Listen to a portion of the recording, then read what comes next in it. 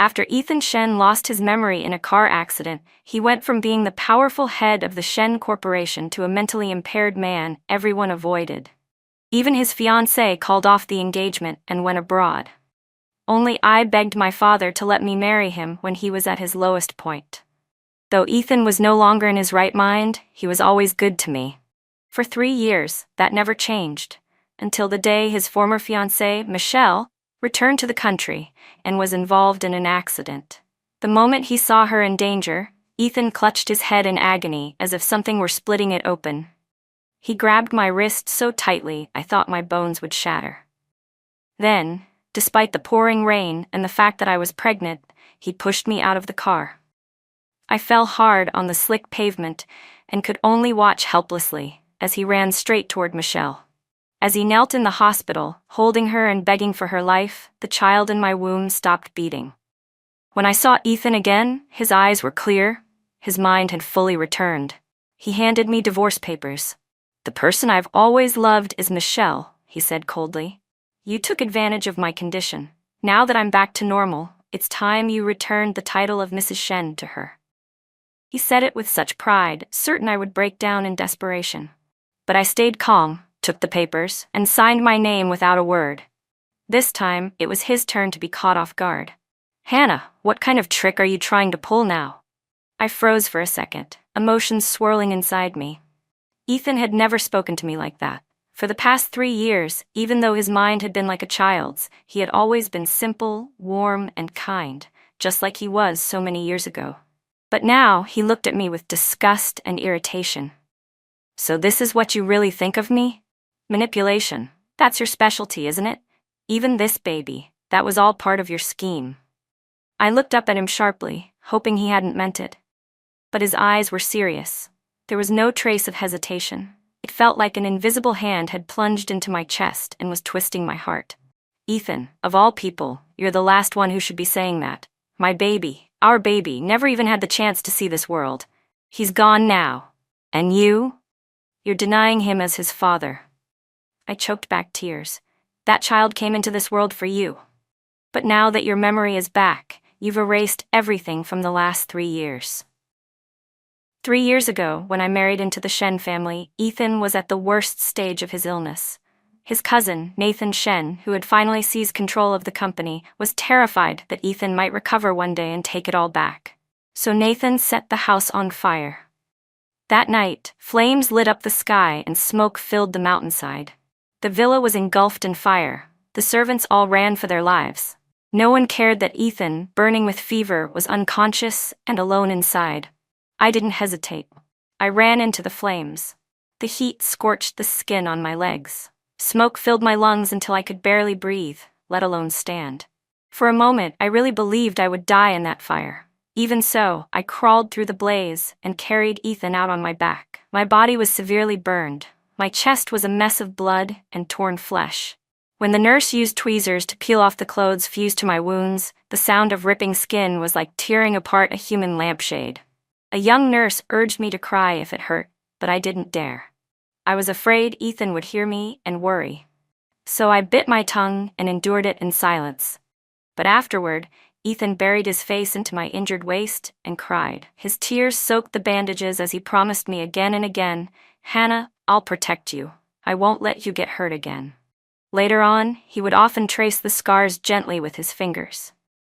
Every time he touched a scar, he'd give me a piece of candy. Even after the scars faded, he never stopped hiding candy under my pillow. To seek justice and protect myself, I did everything I could to get an audience with the Shen family patriarch. I even stooped to working as a maid for the spoiled sons and daughters of this elite circle, letting them use me like a dog for their amusement. When I finally managed to meet the old Mr. Shen and told him the truth behind the fire, that the person he once adored, his grandson Ethan, had nearly died, he responded with chilling indifference. So what?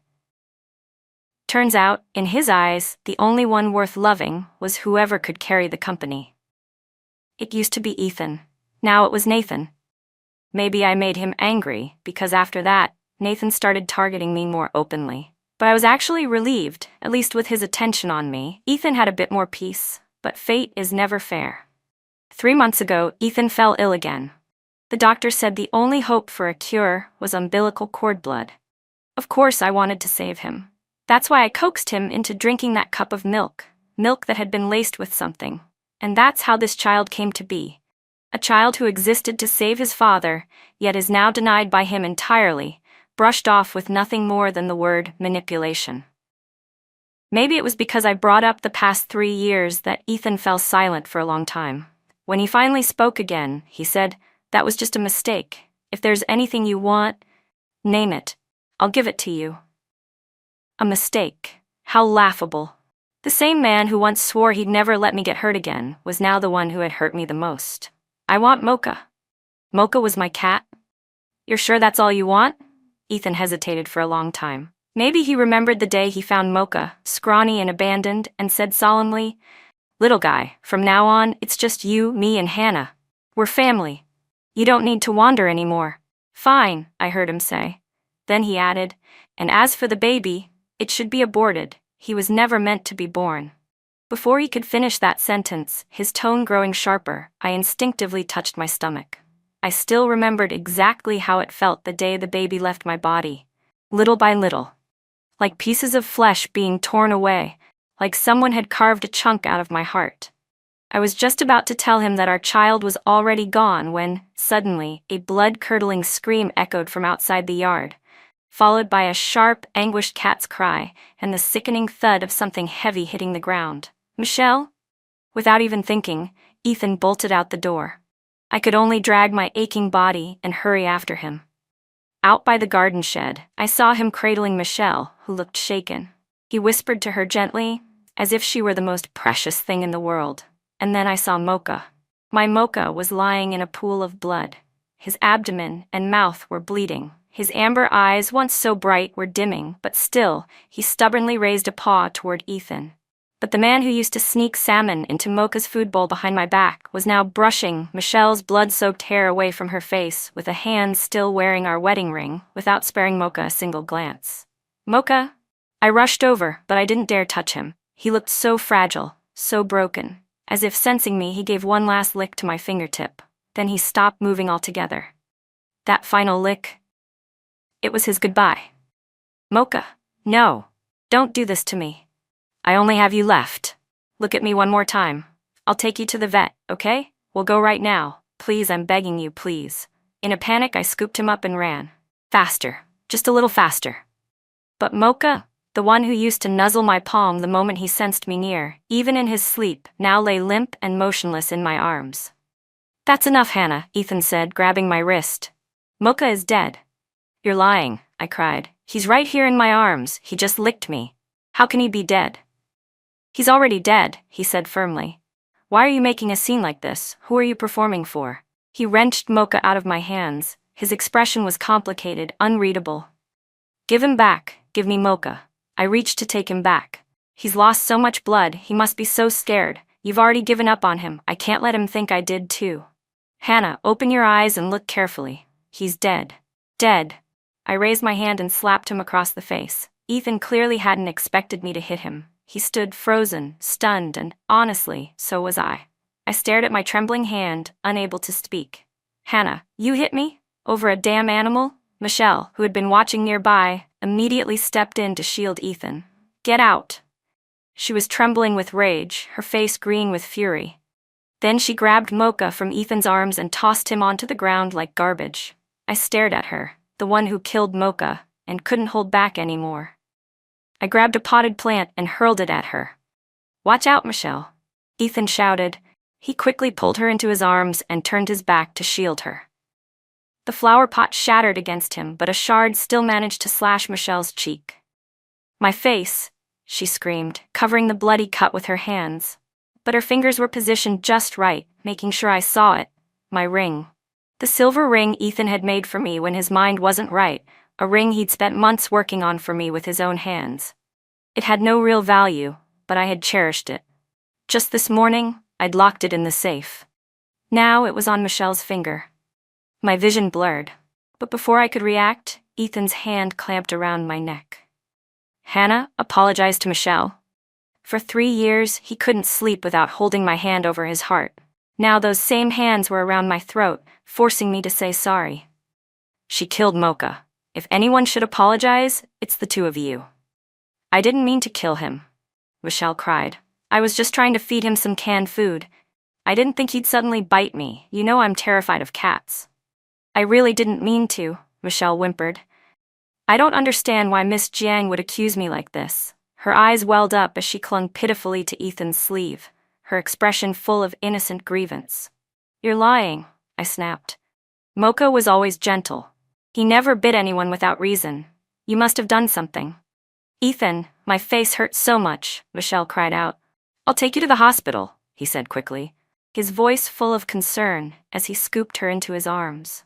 I reached out to stop him, but Ethan didn't even glance my way. He barreled past me without hesitation, brushing my shoulder aside as if I didn't exist. One of the buttons on his suit jacket snagged the red thread bracelet on my wrist and tore it off. It was a bracelet the old Ethan had once woven for me. Strung into it were strands of both our hair. Back then, he had told me with such earnest eyes, Hannah, I saw on TV that this means we'll be together forever. We have to stay together, always. Memories of the past flashed before me. I instinctively reached down to pick up the bracelet, but Ethan stepped right on it, and the woman in his arms, Michelle, turned her head back and flashed me a triumphant smile. She mouthed the words, "You lost." A wave of dizziness crashed over me, and I could no longer hold myself up. I collapsed. A sharp shard from the shattered flower pot sliced across my leg, and blood began pouring down my calf, staining the ground a deep red. Maybe the noise I made was too loud because Ethan finally turned to look at me. But it was just a single glance, his handsome brow furrowed with annoyance. Hannah, it's just a small cut. Do you have to be so dramatic? Don't think that playing the victim will make me forget what you did to Michelle. Get out of here. His words hit me harder than the fall. Before I could respond, Michelle chirped, Ethan, why don't we just move in here? I have other homes, but I really like this one. Just have the butler remember to replace the mattress in the master bedroom. After all, a dirty place like that could be crawling with fleas. All right, Ethan replied flatly, whatever you say. And just like that, he turned his back on me and walked away without hesitation, leaving me and Mocha behind, bloodied and broken on the floor. My hands trembled as I pulled Mocha into my arms again. He was so small, his body so light, it barely felt like I was holding anything at all. Just moments ago, he had been warm. Now his body was cold, lifeless. Mocha was gone. No matter how I cried, he would never respond again. I had him cremated. He became a small box and a black and white photo, just like my mother. But the child I lost? He didn't even get a box. I wandered home in a daze, only to find the butler tossing my half-knitted baby socks into the fire. Along with them went our photos, our handmade crafts, and every memory we had. Even the garden shed had been bulldozed. Just a year ago, Ethan had been sneaking around there planting roses. When I caught him, his ears turned bright red. They say roses mean love, he told me shyly. And I want to give you lots and lots of love, Hannah, the most love in the whole world. Do you like it? That entire field of roses planted with such innocent affection had been destroyed. In the wreckage, the wind flipped over part of an old photo. That was all that remained. I was exhausted. If this relationship truly was something I forced, something I stole, then it was time to let it go. We would part ways. From now on, we would be strangers, never to meet again. I dialed Ethan's number. He used to pick up in seconds. This time it rang for a long while before he finally answered. What is it? His voice was weary. In the past, I would have worried, asked if something had happened, but not anymore. I didn't want to care anymore. I'm letting you go, Ethan. There was no joy in his response, just silence.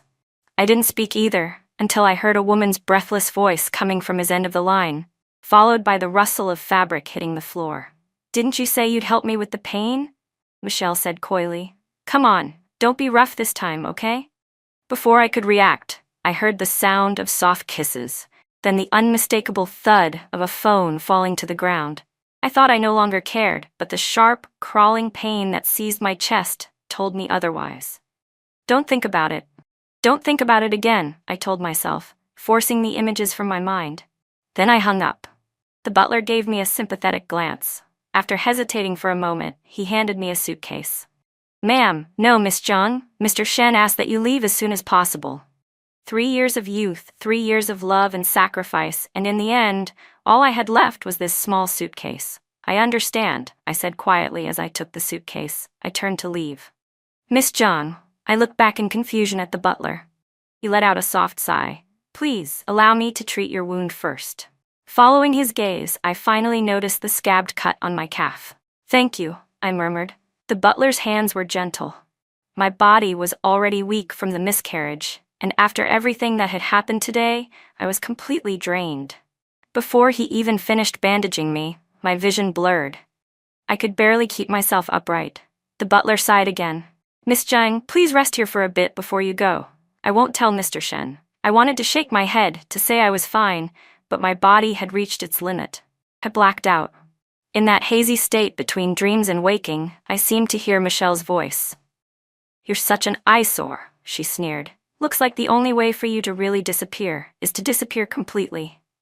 I struggled to open my eyes, but my eyelids felt like lead. I couldn't move. I could only faintly hear the sound of a door locking, and then silence. But before long, the room grew unbearably hot.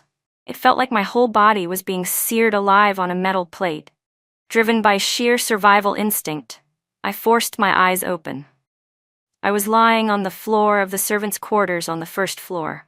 Thick smoke was pouring in through the cracks around the door, making it almost impossible to breathe.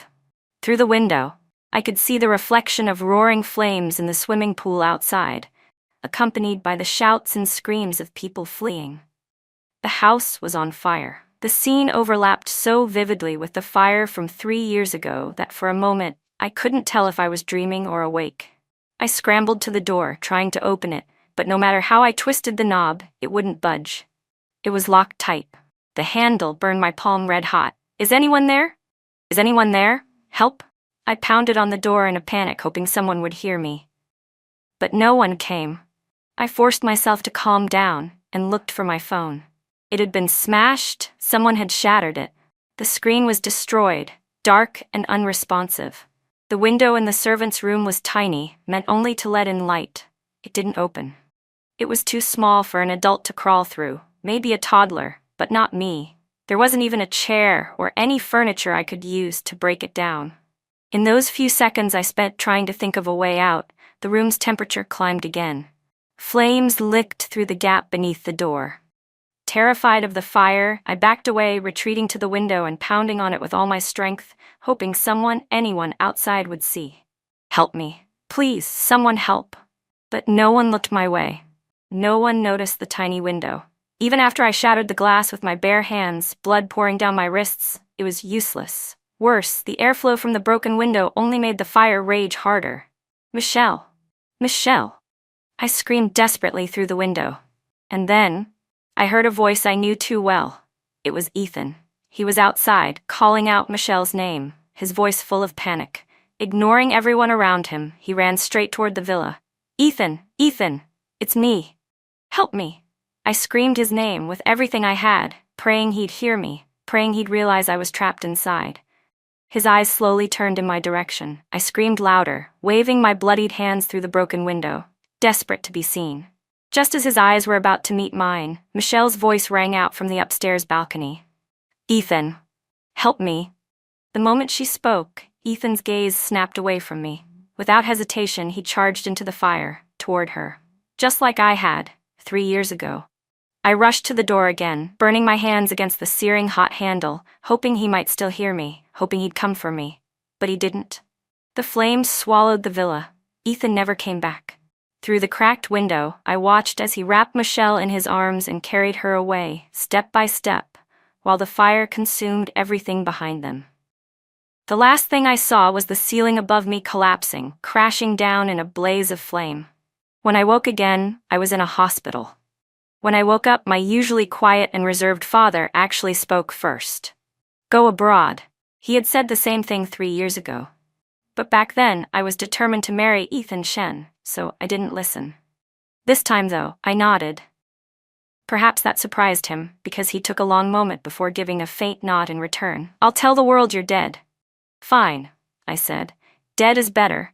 I don't want to have anything more to do with anyone or anything here. Hannah. He called me by name.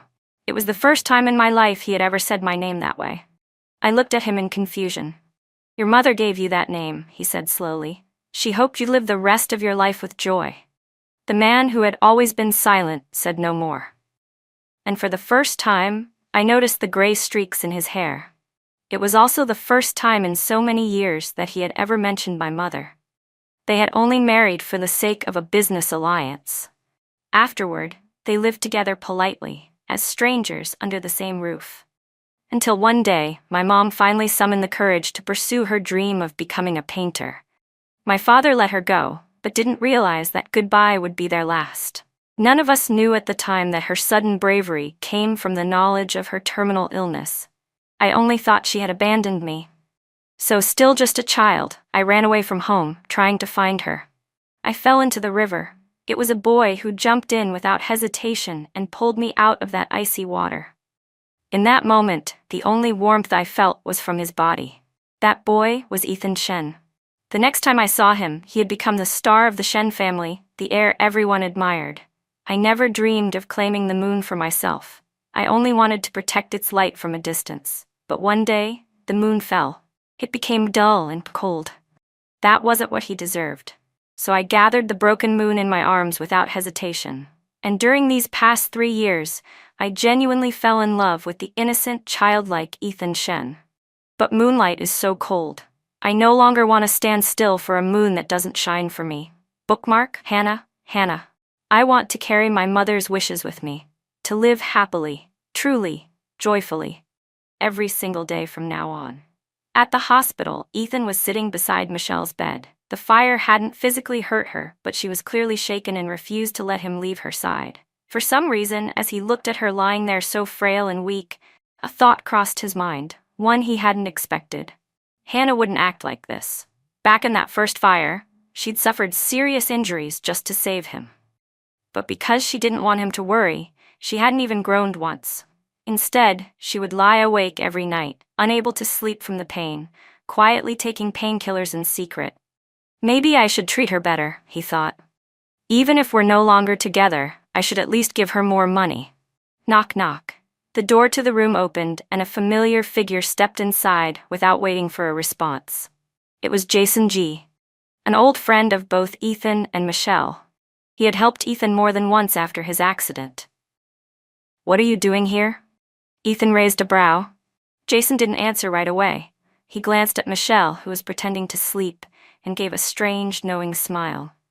I heard Michelle was badly injured, he said, that you were too distraught to attend Hannah's funeral because of it. The moment his words landed, Michelle flinched under the sheets. Ethan shot to his feet, his expression darkening instantly. What the hell are you talking about? Jason chuckled. Oh, you really don't know, or are you pretending not to know? Hannah was in that fire too. That's not possible. I didn't, Ethan stammered. You didn't see her? Jason sneered. Right, of course, because your eyes can only see Michelle. Who else have they ever seen? You're lying. If you don't believe me, go ask your butler, Jason said coolly. Ask him if Hannah was in the villa during the fire. Go ahead, guess. Did she cry out for you before she died?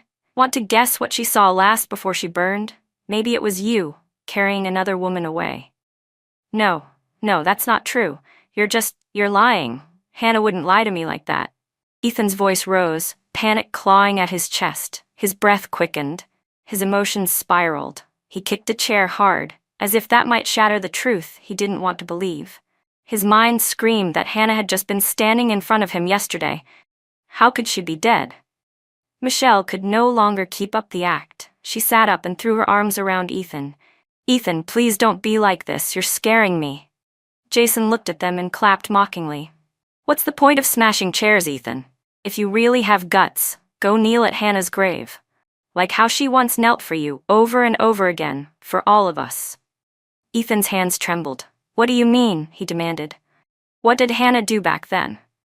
Ethan shoved Michelle aside and grabbed Jason by the collar with both hands. Jason smirked, his voice dripping with sarcasm. You want to know what Hannah did? Back then, she begged the old Mr. Shen to give her a chance to speak up for you, to fight for justice on your behalf. She got down on her knees when we told her to. When we told her to bark like a dog, she did it. I even took photos. Want to see them? You bastard. Ethan's eyes fell on the screen. In the photo was a slim, fragile figure kneeling on the ground. Rage exploded within him. With a furious roar, he punched Jason hard, knocking him to the floor. Jason let out a manic laugh as he staggered back to his feet and lunged at Ethan again. Yeah, I'm a bastard, but how much better are you, huh? Stop it. Please, both of you stop. Michelle tried to push herself between them, but was thrown roughly to the side. Her forehead hit the edge of the cabinet with a sickening crack, and blood began to stream down her face. But the two men she claimed loved her most didn't even look her way. Stop pretending to be the victim, Jason spat coldly. Wasn't it you who messaged me back then, telling me exactly how to humiliate Hannah? That's not true. Michelle blurted out, panic rising in her voice. I saved the entire conversation, Jason sneered, his lips bloody but curled in satisfaction. Ethan turned sharply to Michelle, disbelief written across his face. Is that true? He asked, his voice low and dangerous. Michelle, is that true? Ethan, please, let me explain, she pleaded. I only did it because I love you. I love you so much. Love me? Ethan laughed bitterly, his expression twisted with disgust. If you really loved me, why did you abandon me when I needed you most? He gave her one last cold look before walking out of the room without another word. Ethan, why are you doing this to me? Michelle screamed. Is it because of her? You've fallen for that slut, haven't you? Ethan had never walked away from her like this, especially not while she was injured. Michelle felt like she was falling apart. Ethan, don't go, please, she cried, blood streaming down her face as she stumbled after him. But it was too late. All she saw was his car speeding away, brushing past her. The force of it sent her crashing hard to the ground. Bang! Ethan saw her fall in the rearview mirror, but he didn't turn back. Instead, a memory resurfaced. That day when he pushed Hannah out of the car to rush to Michelle. He remembered clearly how Hannah, pregnant and caught in the heavy rain, had stumbled when she hit the ground. She had curled into herself like a shrimp, trembling in pain. He remembered pausing, wanting to turn back, but his longing for Michelle had been stronger than his concern for Hannah. He had run toward Michelle, not looking back, not once. Even when he saw the downpour swallow Hannah's figure in the mirror, he had exhaled in relief. The pain he hadn't felt back then now returned in full force, drowning him like a tidal wave. His chest ached so badly it was hard to breathe. Ethan didn't know whether this pain was from regret or from the fear that he might truly have lost Hannah forever. No, she can't be gone. Hannah would never leave me. If he ever needed her, she had always been there. That had been their life after marriage, always. No matter what. She loved him too much to leave him. And that fire 3 years ago, she had gotten him out safely then, hadn't she? This time wouldn't be any different.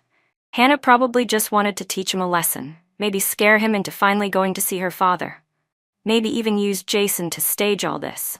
Yeah, that must be it. Fine, he admitted it. This time, Hannah had won. But so what? He'd find her. He'd make it up to her. They'd start over, for real this time. 6 months later, I had finally fully recovered. That fire had left my leg injured when the ceiling collapsed, but thankfully, it hadn't been serious. The treatment abroad was long and painful, but it had also been the most peaceful time I'd had in years. At first, I'd been haunted by nightmares every night. Now, I barely dreamed of the past at all. This city was where my mother had once dreamed of building a life, the city she never got to finish living in. So now, I wanted to see more of it for her. Hannah? I turned instinctively at the sound of my name, and saw a tall man pushing a wheelchair. Miss, did you just ask? The man's body trembled slightly, and after a long pause, he gave a bitter smile. I'm Jason, he said. Then I remembered. He was one of Ethan Shen's old friends, part of that arrogant circle of actors and socialites. They'd always believed I had stolen Ethan away from Michelle, that I was the reason she was heartbroken. So they did everything they could to humiliate me, as if tormenting me could somehow redeem their guilt for abandoning Ethan, that naive fool. It was disgusting. I'm sorry, you've got the wrong person. I turned around and started to walk away. Ethan is dying. My steps faltered, but just for a second. It had been a long time since I'd thought about that name. I thought hearing it would bring pain, but in that moment, all I felt was amusement. He doesn't believe you're dead. He's gone nearly mad trying to find you. You really won't see him one last time? The Hannah connected to Ethan Shen had died in that fire. Since that's the case, there's no reason for a reunion. Whether he lives or dies has nothing to do with me anymore. I'd had a faint premonition when I saw Jason that maybe I'd run into Ethan again someday. I just didn't expect that day to come so soon. The next day, after returning from a sketching session, I saw him waiting outside my building. Ethan looked thinner, the tailored suit I had once ordered for him now hanging loosely on his frame. He had clearly tried to clean himself up, but he couldn't hide how worn he looked. His face was pale, almost translucent, and in the cold autumn wind, he coughed softly, as if he might collapse at any moment. So Jason hadn't been lying. Ethan really was dying. When he saw me standing there, very much alive, his eyes lit up with disbelief and hope. I ignored him and walked right past. "Hannah, wait." Ethan reached out and grabbed my wrist. His palm felt cold. I didn't know if it was from the autumn chill or his worsening condition. Before, no matter the reason, I would have felt a deep ache in my heart. But now, smack. I slapped him across the face and yanked my hand away. "Don't touch me. You disgust me." He clearly hadn't expected that. His face, already pale, turned ghostly. "Hannah, I'm not disgusting. I swear there was never anything between Michelle and me. I just couldn't accept it. I couldn't accept that she left me when I needed her most." "And what does your sense of injustice have to do with hurting me?" I snapped. "I didn't mean to hurt you," he said, his voice trembling. "I was just scared. You were the only one who ever saw me at my worst, and I was terrified that one day you'd leave too. You didn't let me finish," I interrupted, staring straight into his eyes. Once, those eyes had been so pure and sincere, like I was the rarest treasure in the world. But now, no matter how full of regret they seemed, all I could see was hypocrisy. "What you were afraid of wasn't me leaving," I said coldly. "You were afraid that seeing me would remind you of the 3 years you spent broken and dependent. That time was nothing but a stain on your ego." He shook his head violently. "No, Hannah, it wasn't like that. I truly love you." I took a step back as he tried to approach, avoiding his touch like it burned. "You love me?" I laughed, but my eyes were icy. "Ethan, you've told yourself that lie so many times, you've started to believe it. If your so-called love means pushing your pregnant wife out of the car in a thunderstorm, if it means kneeling to save Michelle while I lay in a hospital bed, losing our child, if it means watching her kill Mocha and then scolding me for being irrational, if it means ignoring my screams in a burning house while you ran off holding her, then please, I beg you, don't love me." "What are you talking about?" he choked out. "Our baby, he died that day." "I didn't know," he whispered. "I didn't know, Hannah. Michelle just wanted me to spend her birthday with her, so I hung up. I meant to call you right back. I didn't think I'd get drunk. I didn't know." "You didn't know this, you didn't know that," I said, my voice sharp. "You're so innocent, aren't you, Ethan?" The look in my eyes must have cut deeper than anything I said, because he flinched. His voice cracked with desperation.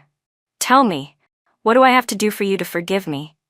I looked at him quietly for a long time, and then I smiled. "Isn't it Mr. Shen's specialty to make people disappear?" I said quietly. "Our child, Mocha, and me, who should have died in that fire years ago, you know exactly what we went through. So how is it that when it's your turn, you suddenly have no idea what to do? Hannah, you want me dead?" Ethan's voice cracked as he looked at me with red-rimmed eyes, as if searching my face for even the slightest trace of sadness. But he was disappointed. There was nothing left on my face. No grief. No hesitation. "Then you'll get your wish soon," he whispered. "The doctor said I have at most 3 months left." "You once had a chance to survive," I said calmly, placing a hand on my flat stomach. That child had come to me the very night Ethan returned to himself. Almost as if he knew he was born to save his father. So, when Ethan abandoned him, he chose to leave this world without hesitation. I slowly lifted my head, looking directly into Ethan's eyes. "A life for a life. You owe it, Ethan Shen. You deserve it." Ethan's legs gave out. He collapsed to his knees, his slumped figure overlapping eerily with mine from that night in the thunderstorm. I stepped around him and walked toward the door. But just as I grasped the doorknob, I couldn't help myself. I turned back and said one last thing. Ethan, do you know something? I've always been afraid of fire, but back then, you didn't hesitate to run into the flames for me. Love gives people incredible courage. So even when I had nightmares reliving that fire again and again, as long as you were by my side, I was never truly afraid. But now, I'm terrified. Because you don't love me anymore, do you? The Ethan who was kind, the Ethan who was naive and sincere, he's gone. This version of you, what is there left for me to love? Stop it, Hannah. Please, stop. Just leave. Don't ever show yourself to me again. I stepped into the room and shut the heavy door between us. It felt like that door was more than just wood and hinges. It was a line dividing our worlds forever. Like we'd never truly belonged to the same one at all. But Ethan didn't understand that. He kept vigil outside my door, punishing himself like some penitent ghost, refusing to leave. Even when I had the building's security escort him away, he always found new ways to wait for me somewhere else, just to cross paths by chance. Worried for my safety, my father began putting serious pressure on the Shen family. Once so powerful, the Shens had been steadily declining ever since Nathan took over. In just 3.5 years, they were barely a shadow of their former selves. Faced with the Jiang family's strength, they quickly sent people to bring Ethan back to China. What I didn't expect was that Michelle came with them. When she arrived, Ethan was standing beneath my building holding a bouquet of roses. So he had known I liked roses, yet back then he had heartlessly ordered every last rose in our garden ripped up. How ironic. Roses, Ethan? What's that supposed to mean? Michelle sneered. You've fallen in love with someone else? It seemed she still didn't know I was alive. Gone was the once glamorous and dazzling woman. Now she looked unhinged, wild-eyed, and unstable, like someone just barely holding on to sanity. What are you doing here? I heard Ethan snap. Get out. His face showed none of the warmth it once held for her, only deep disgust. You can't treat me like this, Ethan, Michelle said, her voice shaking. I'm pregnant. At that, her eyes filled with desperate hope that this would make Ethan change his mind. But instead of joy or concern, all it brought to his face was revulsion. I never touched you, he said icily. Who knows where that thing in your belly came from? Michelle froze. That night, I was drunk, but I called you, she shrieked. You're the one who killed Hannah, and now you want to leave me too? You think you deserve that? Ethan shot back coldly. Michelle's face drained of color, matching his. She shook her head violently, as if trying to fling the memory out of her mind. No, that's not true. It had to be you. It had to be you. You're lying to me. You're lying. She screamed hysterically, her voice breaking. But Ethan didn't flinch. He looked at her with cold contempt. Stop pretending to be crazy. Even if you have lost your mind, I'll make sure you pay for everything. For Hannah, and for the fire, you're going to face the consequences. I loved you, Ethan. I loved you, Michelle sobbed. Don't you have a heart? Did you ever love me? If you did love me, how could I have possibly left you when you were mentally broken and helpless and rushed to end our engagement? Michelle cried. I was forced, Ethan. They forced me. You really think I didn't know who you went abroad with back then? Ethan's voice dropped. Michelle's head jerked up in shock. His eyes were dark, eerily hollow, and the depth in them made her blood run cold. You knew everything? Her lips curled into a twisted, bitter smile. She had left Ethan not because of family pressure, but because she'd latched onto a wealthier heir abroad. She thought she was trading up, only to learn later it had all been a setup, orchestrated by Nathan Shen, designed to humiliate Ethan. Not only had she failed to get a dime out of it, but she'd also been tricked out of everything she owned. With nowhere else to turn, she came back to China, thinking that even if Ethan was still mentally impaired, she could squeeze some money out of him. But to her surprise, Ethan had recovered. Unfortunately, Hannah was in the way. Even if Ethan himself didn't realize it, Michelle had sensed right away the affection he still held for Hannah. So she decided Hannah had to disappear. After Hannah's death, Michelle got pregnant. She truly believed she was going to reclaim her life of riches. She pictured Ethan restored as the powerful heir of the Shen family, and herself as his rightful wife. But Ethan didn't want her anymore, and now he didn't even believe the child in her womb was his. With her return to China, all that awaited Michelle was public disgrace and prison. She couldn't live like that. She refused to be a joke again.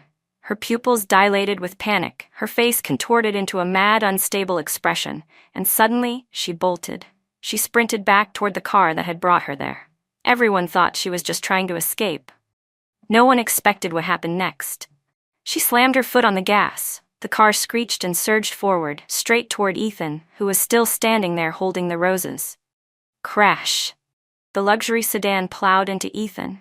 Dressed in a white suit, he looked like a butterfly with broken wings, lifted high by the impact before crashing violently to the ground. Blood immediately bloomed beneath him, soaking through his clothes in seconds. Even as he fell, he instinctively gripped the bouquet tightly, eyes struggling to find the window where I stood. But the roses were already crushed, and I had turned away. "Hannah, I'm sorry," he murmured to his younger brother, his voice faint. Then he slowly closed his eyes, never to open them again. As for Michelle, she crashed head-on into a concrete wall. The front of the car crumpled entirely, trapping her inside the twisted wreckage. She was stuck, helpless, bleeding out in agony. Just before she took her final breath, I appeared outside her window. "You're not dead?"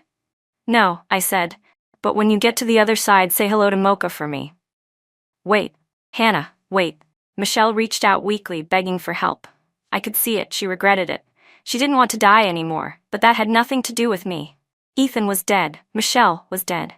And yet, the evidence of Michelle's crimes, her abuse, her arson, spread like wildfire online.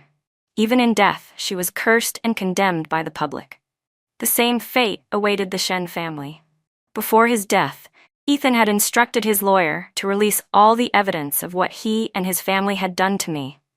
The truth was made public, along with scandal after scandal involving the Shen patriarch and Nathan Shen. Already in decline, the Shen family finally collapsed under the weight of lawsuits, bankruptcy, and public outrage. Naturally, my family, the Jian family, helped speed up their fall. At one point, Nathan Shen even got down on his knees in front of me, begging me to persuade my father to spare them. But without that foolish Ethan Shen, what were Nathan and the Shen family worth? Nothing, so of course I refused. Later, Ethan's lawyer came to see me. According to Ethan's will, all of his assets were to be transferred to me. I didn't decline. The day I walked out of the law firm, the sky was brilliantly clear. A rare sunny day. I took it as a sign. From now on, every day of my life would be full of light.